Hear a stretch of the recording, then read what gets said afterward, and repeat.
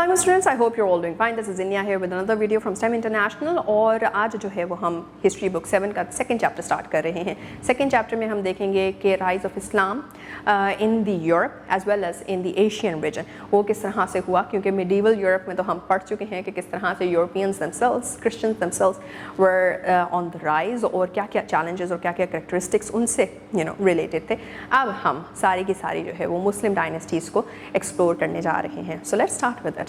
तो बच्चों, in this particular video we are starting off with the chapter number 2, that is spread of Islam in Europe and Asia, Umayyads and Abbasids। ये दो ऐसी dynasties हैं, Islamic dynasties, जिन पे हमारा focus रहेगा। Before we start off, we also see a visual over here with us on page number 23 and we see how serene the entire scenery is, the entire structure, the construction। आप देख रहे हैं कि यहाँ पे आपको construction के जो या फिर आर्किटेक्चरल जो आपको इंजीनियरिंग नज़र आ रही है, that is quite distinct when it comes to symbolizing a Muslim architecture, right? Otherwise जो है हर तरह के आर्किटेक्चर्स रहते हैं, तो ये कल्चरल एक सिंबल बन चुका है इस्लामिक आर्किटेक्चर का। Anyhow, next हम स्टार्ट करते हैं from the historical background of the Umayyad dynasty। So Umayyad dynasty basically was the first या फिर primary dynasty to rule the empire of the caliphate, और ऑफन इसको दी अरब किंगडम भी कहा जाता था। काफ़ी इसके जो हैं वो रूलर्स आते गए, right, and it was headed via way of means of Abu Sufyan. Why? Because एक बहुत बड़ा लार्ज पार्ट सर्विस जो है वो यहाँ से आ रही थी, specially from the relatives of the Quraysh tribe who were concentrated at Mecca alone. Anyhow, after the loss of the life of Prophet, peace be upon him, what happened next was that there was a chain of 4 rulers, जिनको हम in otherwise खुलफाए राशिदीन भी कहते हैं, right? हज़रत अबू बकर अलैहिस्सलाम, हज़रत उमर, हज़रत Usman and हज़रत अली आ जाते हैं इसमें। The Umayyad dynasty, then what it did was it took the identity of the caliphate, right? और फिर इसको बनाया बेसिकली मुआविया ने था। Muawiya who was the one who came after Hazrat Ali and who took the seat of the administrator of the entire Islamic region। और फिर उसके बाद he served first as the governor of Syria, because he had been serving as the governor of Syria below the caliphate rule of the Rashideen।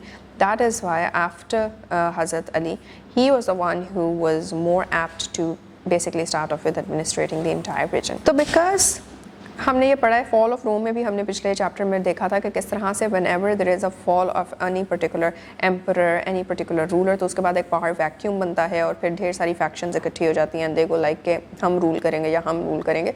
So this is exactly that particular point कि जब when Muawiya came into authority, so there were a lot of rebels जिन्होंने कहा कि नहीं, we are going to be the one who would be running the empire। Anyhow, Muawiyah was very good at dealing with them, और उसके बाद जो empire है overall it improved और it also expanded and extended towards North Africa, जिसमें North Africa से लेकर straight towards the Strait of Gibraltar जो है वहाँ तक, और फिर उससे आगे Iberian Peninsula वाला जो region है आपका, यहाँ तक जो है वो extend कर जाता है आपका पूरा का पूरा empire। और additionally उसमें ईस्ट की तरफ और बढ़ते हैं और एशिया के साथ भी उसके टाइज जो हैं वो बनते जाते हैं।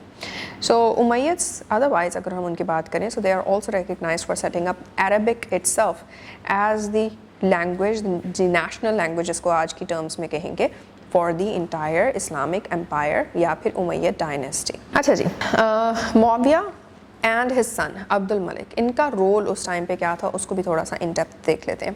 Muawiya who used to be the governor of Syria under the rule of खुलफाए राशिदीन, तो वंस आफ्टर हज़रत अली's death he became the actual administrator, the actual ruler.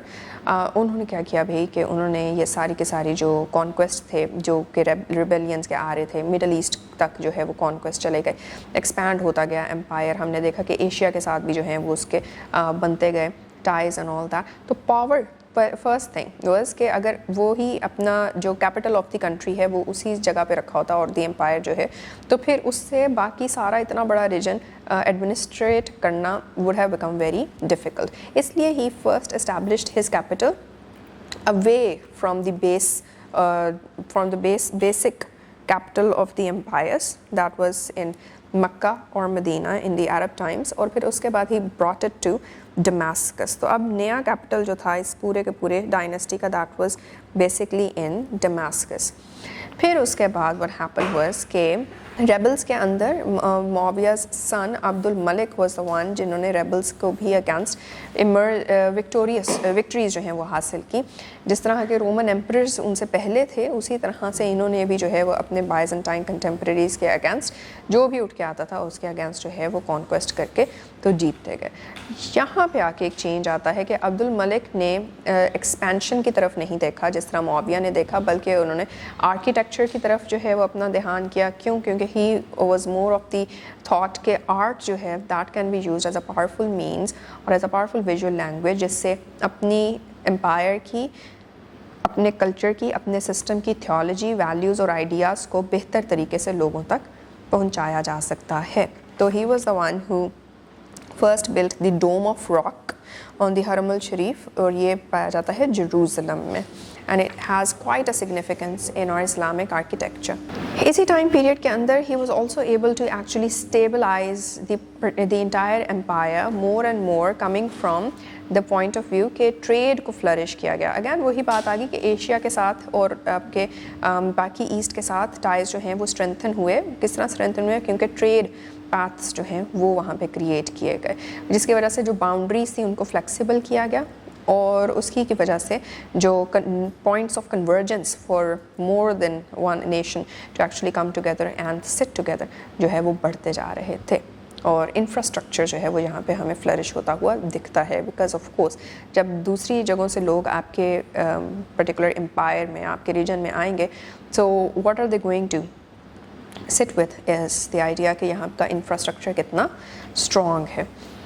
Advancements of Umayyads dynasty is the next point जिसको हमने देखना है, and that is the point which we'll be covering in the next video.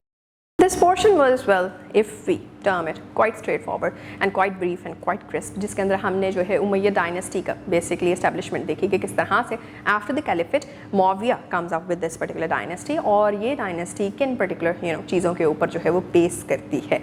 There is gonna be more detail to it but in the next video. So till then keep on revising and keep on exploring. Take care. Allah Hafiz.